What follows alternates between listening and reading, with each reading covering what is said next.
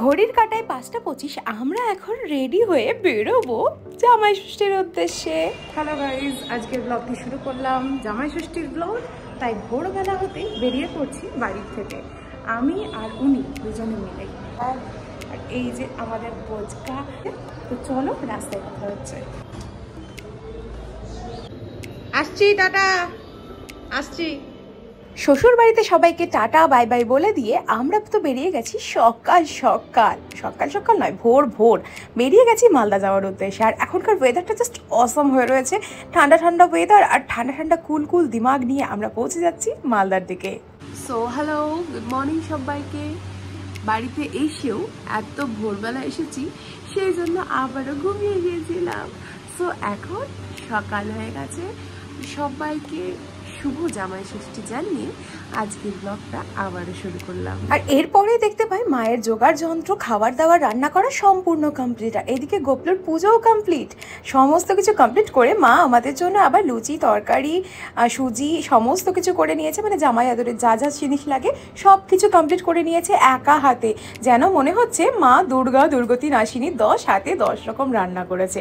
আর চলো এখন আর মাকে না খাইয়ে রেখে তাড়াতাড়ি চলে যাই ষষ্ঠীতলার উদ্দেশ্যে। লেট হয়ে গেছে, মা অনেকক্ষণ ধরে না খেয়ে দিয়ে বসে আছে, তো আর লেট করবো না, এখন চলে যাবো ডিরেক্ট পুজো দিতে। বেরিয়ে যাই এবার, চলো বেরো।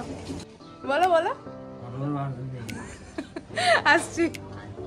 তো এখন আমরা চলে যাচ্ছি। তোমরা কারা কারা এই রিচুয়ালগুলো ফলো করো অবশ্যই কিন্তু কমেন্টে জানিও। এরপরে রাস্তাতে দেখা হয়ে গেছিল মামার সাথে, তাই মামার সাথে একটু কথা বলে নিয়ে আমরা আবারও চলে যাচ্ছিলাম ষষ্ঠীতলার উদ্দেশ্যে। তবে আমরা মেন ষষ্ঠীতলা যাচ্ছি না, কারণ সেখানে কিন্তু প্রচণ্ড ভিড় হয়। তো সেই ভিড় এড়াতেই আমরা চলে আসছি ছোট ষষ্ঠীতলাতে। যেতে যেতে দেখা হয়ে গেল আরও একটি মাসি আর বোনুর সাথে। তাদের সাথে কথা বলে নিয়ে এইখানে দেখছিলাম পিসুমণি কাকিমা সবাই মিলে সুতো বাঁধাবাঁধি করছে। মানে তাদের পুজো অলরেডি কমপ্লিট হয়ে গেছে। তো এই সময়ে আমরা চলে এসেছি। দেখো এই সময়েও কত ভিড় ষষ্ঠীতলাতে। আর মেন ষষ্ঠীতলায় গেলে আমাদের যে কি অবস্থা হতো এই গরমের মধ্যে, তো ভগবানই জানে। তো হ্যালো ভিউয়ার্স, তোমরা কে কোথা থেকে দেখছো এই ভিডিওটি অবশ্যই কিন্তু কমেন্টে জানিও। আর তোমরাও কি এরকম সুন্দর সুন্দর করে ডালা সাজিয়ে নিয়ে আসো কিনা এই অরণ্য ষষ্ঠীর জন্য, সেটাও কিন্তু অবশ্যই কমেন্টে জানিও। আর অবশ্যই যারা যারা আমার চ্যানেলে এখনো পর্যন্ত নতুন রয়েছে তারা কিন্তু অবশ্যই সাবস্ক্রাইব করে তারপরে যেও। আর ভালো লাগলে একটা লাইক, একটা কমেন্ট, একটা শেয়ার করেই দিও, কারণ এটা তো তার পয়সা লাগে না গাইজ। তো অবভিয়াসলি একটুখানি করেই যেও। সো মেরে প্যারে দোস্ত, এখানে এবার আমাদের পুজো শুরু। আর আমাদের পুরোহিত মশাই ও বিহারি ঠাকুর মশাই, তো অবভিয়াসলি উনিও কিন্তু আমাদের প্যারি দোস্তের মতো এরকমভাবে হিন্দিতে ঠাকুরকে প্রণাম করাবেন, ঠাকুরকে মন্ত্র পড়াবেন। তো সেই জন্য আমি তোমাদেরকে অ্যাডভান্স বলে দিলাম, কারণ আমরা কিন্তু বাঙালি, বাট আমাদের ঠাকুর মশাইটা যিনি আছেন এখানে উপস্থিত তিনি কিন্তু বিহারি ঠাকুর মশাই, তো উনি হিন্দিতেই কথা বলবেন। সো একটু বুঝিয়ে নিও নিজেকে। আর সবাই জানি এখন হিন্দি, বাংলা, বাংলিশ, ইংলিশ সবাই সব কিছু বোঝে, তো কোনো অসুবিধা হবে না আশা করি।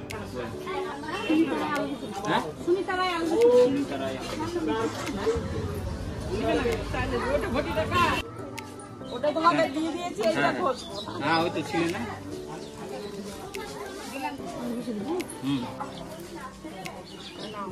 তো বন্ধুগণ, পুজো মোটামুটি কমপ্লিটের দিকে, কারণ অরণ্য ষষ্ঠীর এটাই হচ্ছে মেন ব্যাপার, যে আম ঘষা, আম দুধ ঘষা। তো এটাই কমপ্লিট হয়ে গেল, মানে বেশিরভাগ পুজোটাই কমপ্লিট। এরপরে হবে মন্ত্রপাঠ আর প্রণাম মন্ত্র, দ্যাটস ইট। সব বলবো, দেখে দেখে দেখে সব গেল।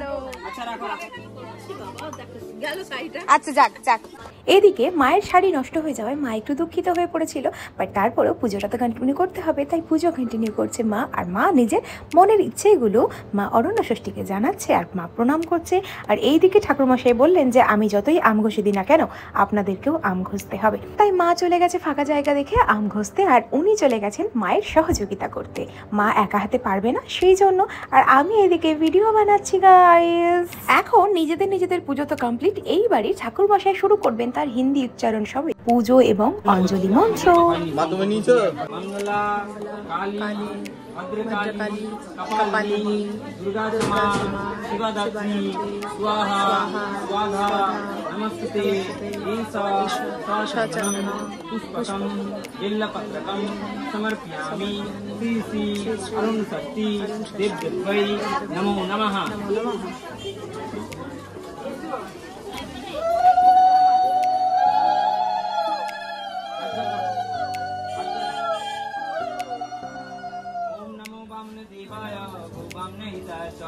जगत्पिताय कृष्णाय गोविंदाय नमो नमः। पापहं पापकर्माहं पापात्मा पापसंभवं ताहि मां पुंडरीकाक्ष श्री गुरुवे नमः। प्रेम से बोलिए श्री अरुण शक्ति माता की जय। बस वो হলো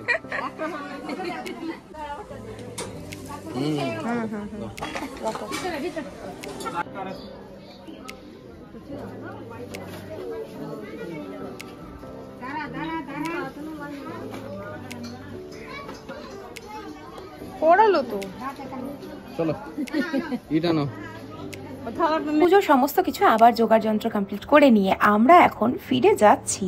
সো ফাইনালি আমাদের পুজো কমপ্লিট হয়ে গেছে। এখন আমরা ফিরে আসলাম বাড়িতে ফিরে আসার পরও শুরু হয়েছিল আবারও একটি নিয়ম বা রিচুয়াল। তো সেই রিচুয়ালটা কমপ্লিট করে নিয়ে তারপরেই আমরা কিন্তু রেস্ট করতে পারবো।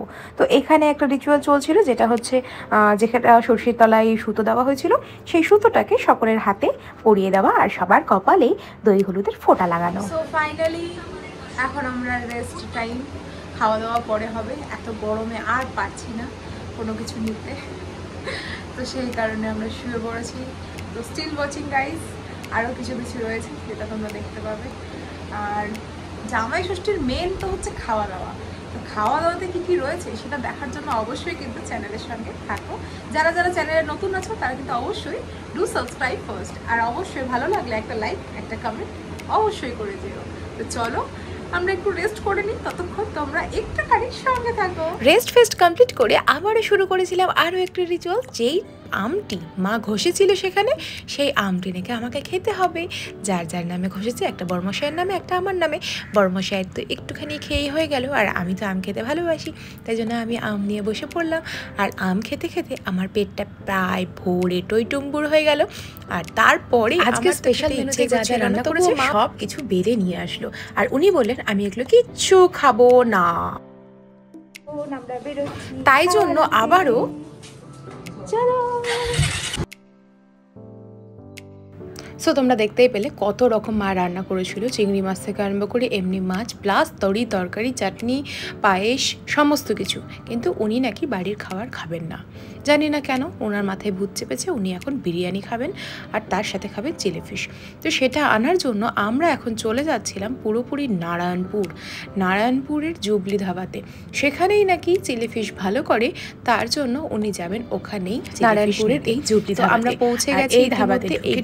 আমি তো এসির হাওয়া পেয়ে মত্ত হয়ে গেছিলাম, কারণ এত রোদ্রের মধ্যে এসে নিয়ে আমার হালাত তো খারাপ হয়ে গেছিল।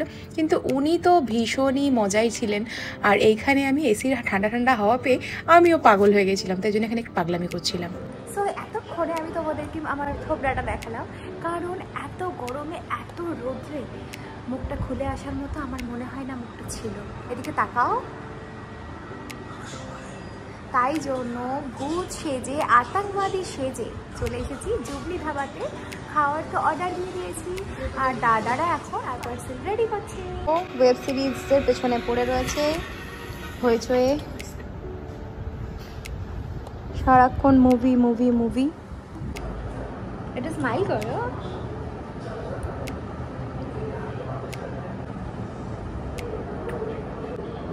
তুমি বাড়িতে ওই সবগুলো খেলে না কেন? ফ্রাইড রাইস, তারপরে মাছগুলো, তরকারি যা কিছু করেছি। আমার মন, আমি জামাই, তাই আমি বিরিয়ানি মন করছি বিরিয়ানি। আজকে জামাই ষষ্ঠীর দিনে শাশুড়ি যা রান্না করে সেগুলোই খেতে হবে। আমি বিরিয়ানি, ওই জন্য বিরিয়ানি আনতে। দেখলে তো অত কিছু বাড়িতে রান্নাগুলো ছেড়ে দিয়ে তোমাদের সাথে পিকটা শেয়ার করে দিয়েছি অলরেডি, কারণ উনি তো খাননি। আর মা যখন রেডি করলো তখন আমি পিকচারটা তুলে নিয়েছি, তো সেই পিকচারটাই তোমাদের সাথে শেয়ার করলাম। ভাত টাতগুলো বেড়ে দিয়েছিল মা, ফ্রাইড রাইস যা কিছু বেড়ে দিয়েছিল সেগুলোর সামনে বসিয়ে তো ওনাকে আমি ছবি তোলাতে পারিনি, তার কারণ উনি তো ওগুলো খাবেন না। তাই জন্য আমি ওইটাকে জাস্ট ছবি তুলে তোমাদের সাথে শেয়ার করলাম। এবার তোমরাই বলো যে কি করা যায় এইসব জামাইয়ের সাথে। পার্সেলটা রেডি হচ্ছে, ততক্ষণ আমি তোমাদেরকে দেখিয়ে নিই এই জুবলি কী পাওয়া যায়। আশা করি যারা কিন্তু মালদায় আছে তারা অবশ্যই এখানে এসে হবে, কারণ একটা সময় এটা কিন্তু ভীষণ প্রচলিত ছিল। তবে এখন একটু এত রেস্টুরেন্টের চাপে পড়ে এই রেস্টুরেন্টটা একটু ধামাচাপা পড়ে গেছে, কিন্তু খাবারের টেস্ট কিন্তু এখনও সুন্দর। তো তোমাদেরকে দেখিয়ে দিই এই রেস্টুরেন্টে কী পাওয়া যায়। জুবলি ধাবার মেনু কার্ড, আর এখানে সমস্ত কিছু ডিটেলস রয়েছে, ফোন নাম্বারও রয়েছে। তো চলো আমি এটা ওপেন করি।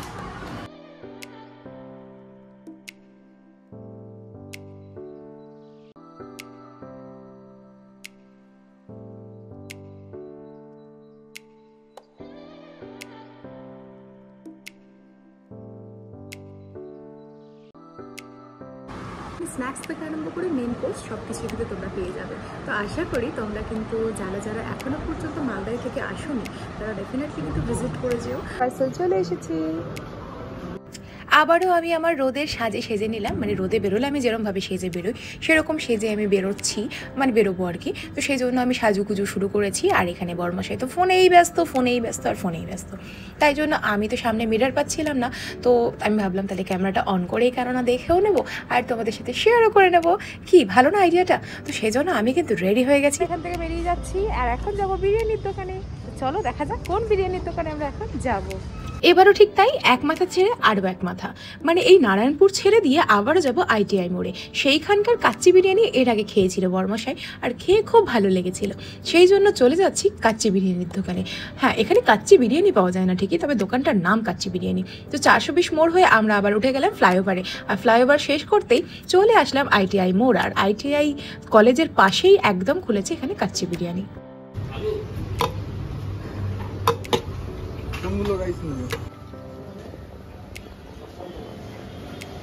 আমরা যতক্ষণ টহল দিচ্ছি বাইকে করে ততক্ষণ কিন্তু মেঘের ওয়েদারটা ভীষণই টাটকা তরতাজা ছিল। আর এই সময় দেখো দাঁড়িয়েছি, কত সুন্দর ওয়েদার।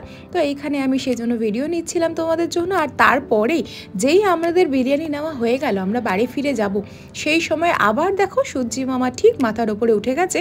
আর ফেরার পথে তালগুড় পেলাম, তাই সঙ্গে করে মনে হচ্ছে চিকমিকি লাগিয়ে দিয়েছে গায়ের মধ্যে, একেবারে তরতাজা হয়ে তাকিয়ে রয়েছে আমাদের দিকে। ফ্রেশ হয়ে আগে খেতে বসি। কি হলো জামাই, খুশি এবার? এটা কি? এটা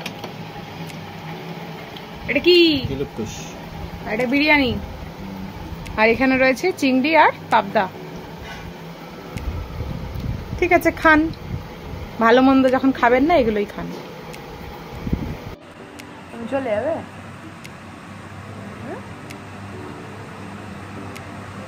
বাড়ি? চলে যাবে না? কি না, ঘুরতে যাবো। ঘুরতে কোথায়? এখানে কোথায় যাবে? ঘুরতে যাবো, ঘুরতে। আজকে জামাই ষষ্ঠী করে কেউ বাড়ি যায়? জামাই ষষ্ঠী করার পরেই মানুষ বাড়ি যায়। জামাই ষষ্ঠী করে নিয়ে সেদিন তো বাড়ি যায় না, তার পরের দিন বাড়ি যায়। Tata, good bye. তো জামাই ষষ্ঠী তো ওভার, আর এইখানে এখন জামাই চলে যাচ্ছে আবারও তার বাড়ি, আর আমি থেকে গেলাম আমার বাবার বাড়ি, মানে মায়ের বাড়ি, বাবার বাড়ি, সবার বাড়ি। আজকের ব্লগটি এই পর্যন্ত, দেখা হবে আবারও অন্য ব্লগের মাধ্যমে। ততক্ষণ পর্যন্ত স্টিল ওয়াচিং আর আমার চ্যানেলের সঙ্গে অবশ্যই যুক্ত থেকো। সবাইকে লাভ ইউ, আর অবশ্যই কমেন্ট করে জানিও যে আজকের ব্লগটি কেমন লাগলো। সো টাটা সবাইকে, আবারও আগামী দিনের জন্য জামাই ষষ্ঠী অ্যাডভান্স। টাটা।